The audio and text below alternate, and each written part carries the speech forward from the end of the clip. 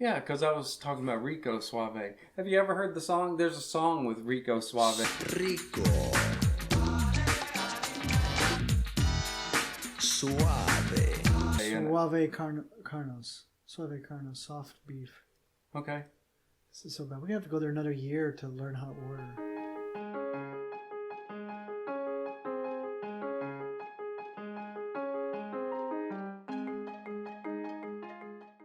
So, hey everybody, I am Chuck Rogers and my very good friend Keith Dunn.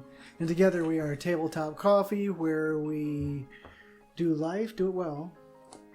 And be bold and never bitter. Never bitter.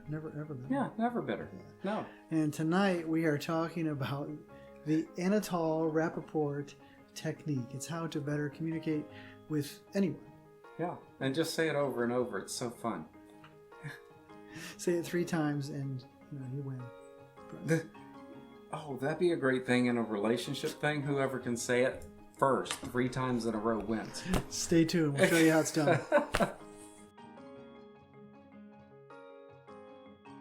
So what we're going to do is something I do all the time in my office. This is not therapy. It's a tool. It's part of therapy. So, okay. 69% of the time, the problems that married couples have are totally unsolvable. Only 31% can be solved. But you can't always have 100% agreement, but you can always have 100% understanding. And that's what the point of this exercise is, to have 100% understanding. So this can really help when you're dealing with loggerhead issues. It really can, because you can't solve them. You can manage them. Right. So you have to just get to a point where you can understand the other person. Yeah. But both people have to get to that 100% understanding. 100%, and it can happen. It's very quick. You! Who? Do you understand the words that are coming out of my mouth? Don't nobody understand the words that are coming out of your mouth, man. So what you do, both people have clipboards to begin with, and we're going to say that the topic is neat and messy. Yeah, neat and messy. You're neat, and I'm a messy. And that is what John calls a gridlock issue. It's a perpetual issue. It can't be solved. It has to be managed in some way, because people just think very differently. Let's pretend that we're...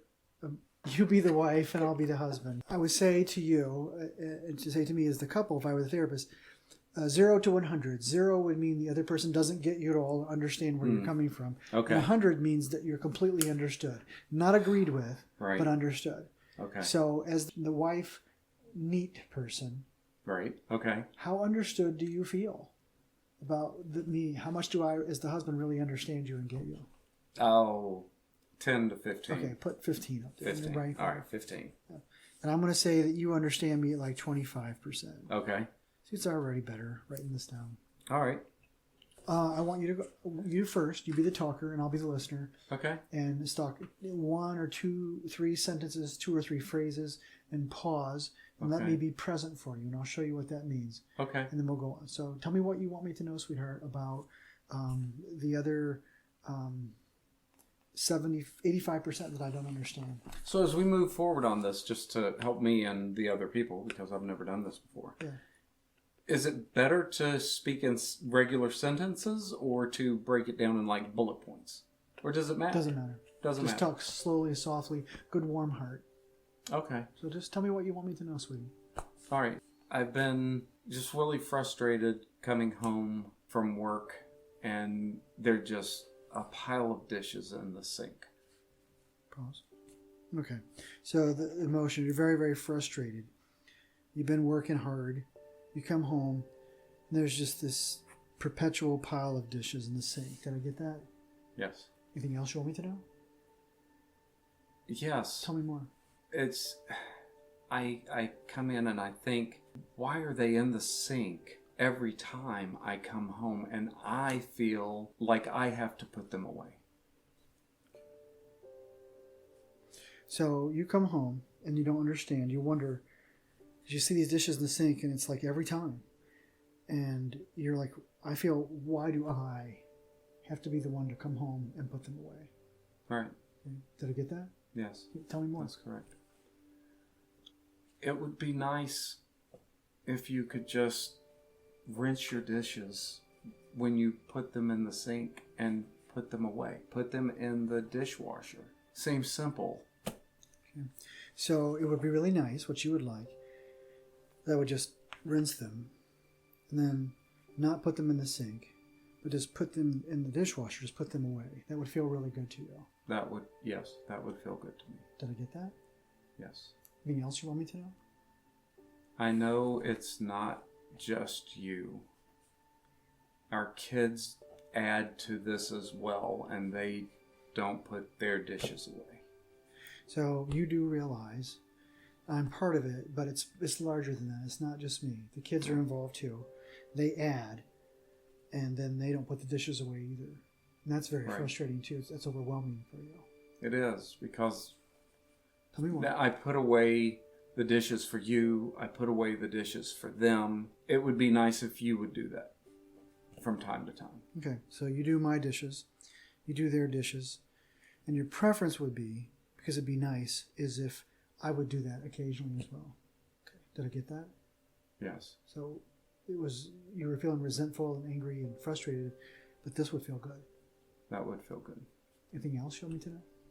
Yeah, it just makes me feel bad because you said resentful, and that's exactly how I feel at times. And you don't like feeling resentful. It's not. And I don't want to feel that way towards you. Okay. Anything else you want me to know? That's pretty much it on this topic. Okay. I have a couple questions. Okay. So, you and I, we just see it differently. Okay. Do you want me to just do this every time, or is it okay if I pile some stuff up in there when you're gone? But if I know you're coming home, then if I do it real quick and get out of the way so that you don't have to see it, is that okay? Or do you just... No? Oh, I don't care. As long as I don't see it, it doesn't matter when it gets done. Okay. And to add to that, I don't care if it's you who does it, as long as it gets done. So we can spread this across everybody. Okay, so you don't matter if I do it or the kids do it, just so somebody does it. Just so somebody does it. That would feel good to you. Yes, it would. Anything else you want me to know? No. Okay. All right. Let's switch roles. Okay. And let's pretend that I'm going to talk to you, and I'm going to pretend you don't get me, but 25%. And so I'm going to try to open up your head, dump in knowledge, close it back up, and you go, oh, then you get the other 75% because I'm the husband. Honey, how do you feel about this? First of all, I feel very grateful that we can have this conversation. I wouldn't want it to be any other way because it's very different. Because normally I feel very, very frustrated with you and angry with you about this topic. What I'm hearing from you is that you use the word grateful. So you're glad that I brought this up. Absolutely. And we feel very different about... We have very different opinions. Yeah, different opinions. And you're very frustrated and angry. I am. I've been this way for a long time. Okay. And then I see myself as guilty for feeling that way. I don't think you're supposed to feel frustrated or angry, especially with your spouse. Okay. Anything else?